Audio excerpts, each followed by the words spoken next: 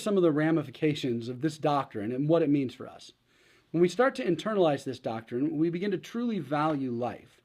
Whenever we speak about valuing life, many people make a quick assumption that we're simply talking about abortion or similar issues. But let's skip over that for a moment and skip over valuing people of visible difference. Let's skip over valuing people from different socioeconomic backgrounds or even people from different states or cities.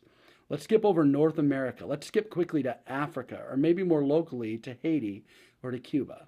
In fact, let's skip to the southern tip of Miami, where there are illegal aliens coming into the United States from Cuba on rafts. These people are image bearers of their divine creator.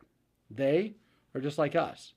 When we talk about us and them being the same because we share the image and likeness of God. That ought to affect the way we think about issues like immigration or classism, and it should affect our thoughts on what should be done in the name of justice. It ought to affect how we view these people coming to us for help and hope, and it should remind us that we have an obligation to humanity. I watched a comedian on television make fun of Cuban refugees a while back, and this guy was a total hillbilly redneck. And watching him, I thought to myself, this is a classic case of the absence of awareness.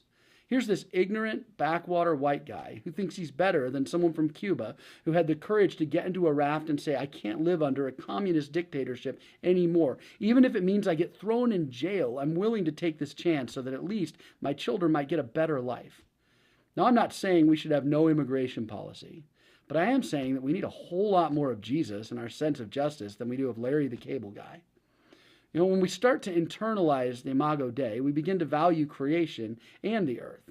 And biblical spirituality mandates us to care for the earth. In fact, you can't engage the whole Bible and come away with anything other than a love for our planet and for all that's been created. For example, in Genesis 2, humans are talked about as serving the earth. You hear a lot about the word dominion in Christian circles pertaining to creation, and sometimes it seems as if we translate that as domination. But dominion is different. Dominion is what a king does for his people.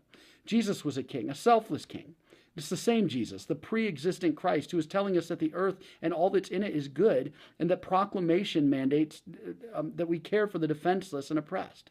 The earth is the Lord's and everything in it. God made the world, and nowhere do we see him giving up his right or his claim or his title to the earth. Instead, all the verbiage, all the vernacular, all the language is that of a caretaker, a sort of divine horticulturist.